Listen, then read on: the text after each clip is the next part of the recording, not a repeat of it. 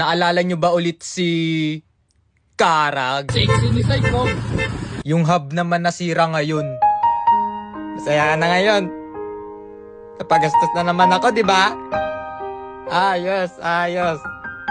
Inanggap ko lahat. Nakita ko na, di ko pa rin pinalitan. Nagbulag-bulagan ako, di ba?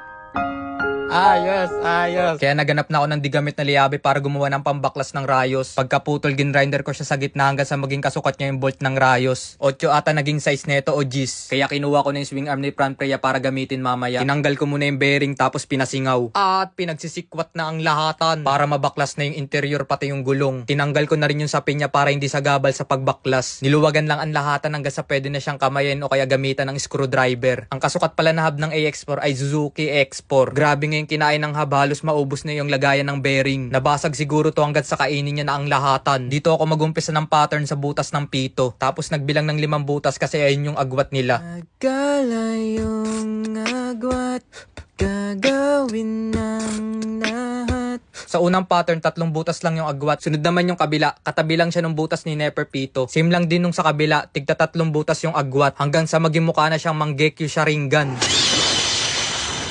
Pagkalagay nung kabaliktaran nung kabila, dapat magiging pa-cross siya. Tapos sa tabing butas niya, doon na magumpisa yung bilang na 5. Yung katabing butas ng pang-5, doon ilalagay yung bolt. May mga direksyon naman yung butas kaya hindi ka malilito. May pagayon, may paganire. At pinagkakabit na ang lahatan. Ganun lang din naman gagawin sa kabila.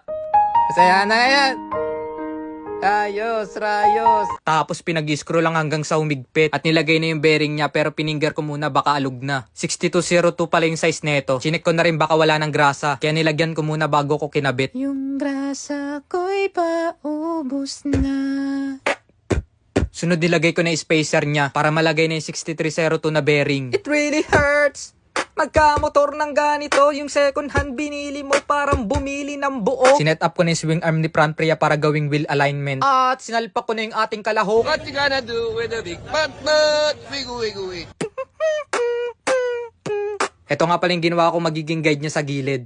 Tapos upuan naman para sa outer. Pag itong side ng rayos yung in-adjust, yung rim niya mahahatak palabas. Pag sa kabila naman, paganire siya. Gulo na. At pinag-a-adjust na nga ang lahatan. Gulong ng palad sa buhay ay... Get up to 12,000 sa iyong unang cash deposit. Gamitin lang ang promo code na Psych sa pag-sign up gamit ang link na nasa comment section. Pumili lang at tumalpak sa iyong mapipiling basketball game. NBA man yan, PBA or kahit anong liga na inyong matripan. At pwede rin yan sa ibang sports. Meron din iba't ibang cash in method tulad ng GCash, Paymaya, kaya napaka-basic lang rin sa pag-cash out. Sunod nilagyan ko na ng tape yung ulo ng mga rayos para hindi masugatan yung interior niya. Tapos dinefloration yung butas ni Neferpito. At pinagbabalik na ang lahatan. Tapos pinagbobombahan ng walang awa.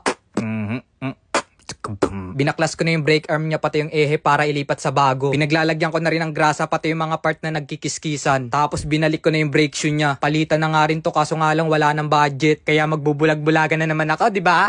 Ayos, ayos. Huling nilagay ko na lang yung brake arm niya tapos tinesting. Umorder na lang ako sa Shopee ng sprocket hub kasi walang mahanap.